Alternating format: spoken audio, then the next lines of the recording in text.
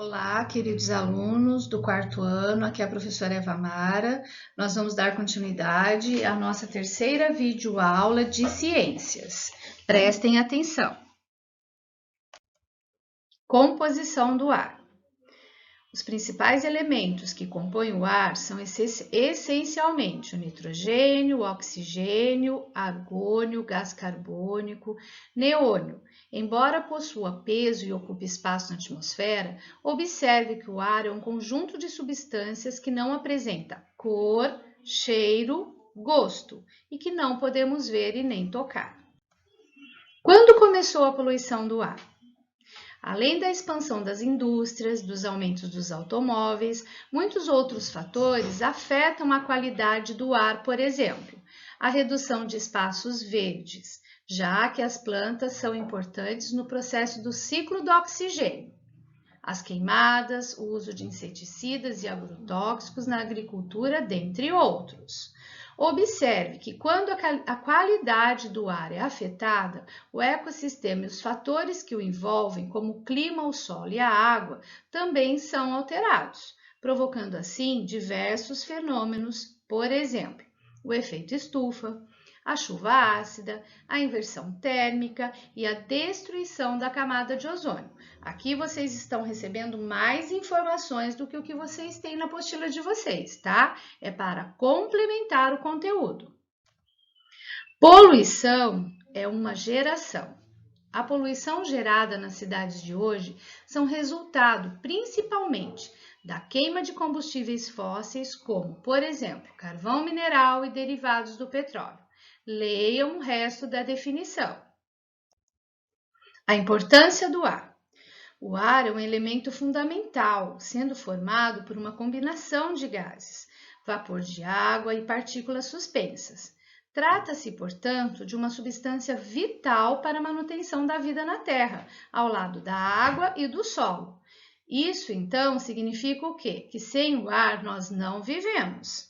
Além disso, o ar é essencial para o clima, a distribuição da chuva, a dispersão das sementes, as quais favorecem a produção agrícola.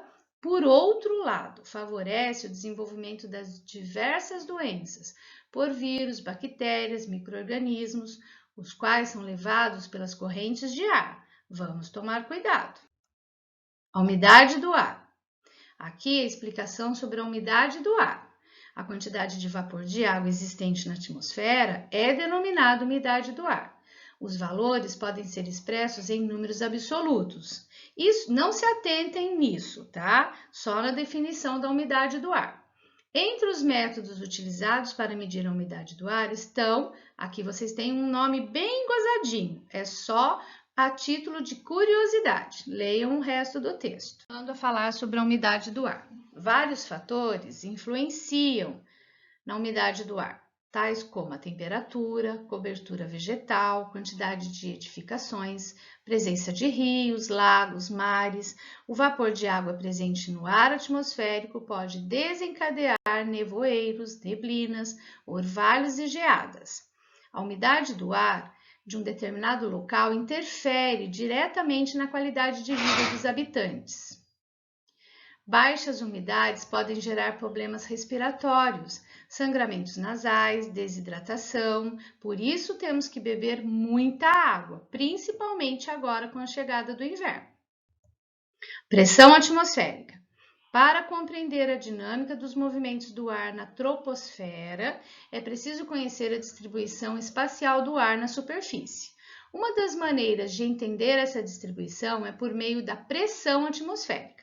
A pressão numa determinada altitude é simplesmente o peso do ar. Leiam o resto da definição. Aqui nós estamos complementando o conteúdo que vocês têm na apostila. Previsão do tempo. O desenvolvimento tecnológico proporcionou maior eficácia nos resultados da previsão do tempo.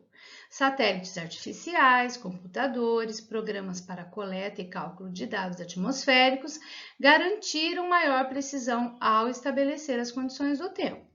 Para se obter a previsão do tempo, é necessário que ocorra o monitoramento das massas de ar durante 24 horas por dia. Terminem de ler a definição. Previsão do tempo. O conhecimento das condições do tempo é fundamental para escolhermos roupas adequadas conforme a temperatura, além de auxiliar em viagens e passeios, de forma a evitar alguns ambientes durante períodos chuvosos. Algumas atividades econômicas também dependem do conhecimento do tempo. Na agricultura, por exemplo, é fundamental que se saiba os períodos de estiagem e os chuvosos, evitando assim perdas significativas na colheita. Essas informações também auxiliam na identificação antecipada de possíveis fenômenos atmosféricos que podem causar grandes danos, como furacões, chuvas de grande intensidade, nevascas, entre outros. Aqui nós encerramos a nossa terceira videoaula de ciências para o quarto ano.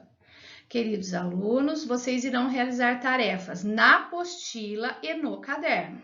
Procurem as atividades na descrição do vídeo. Até a próxima aula!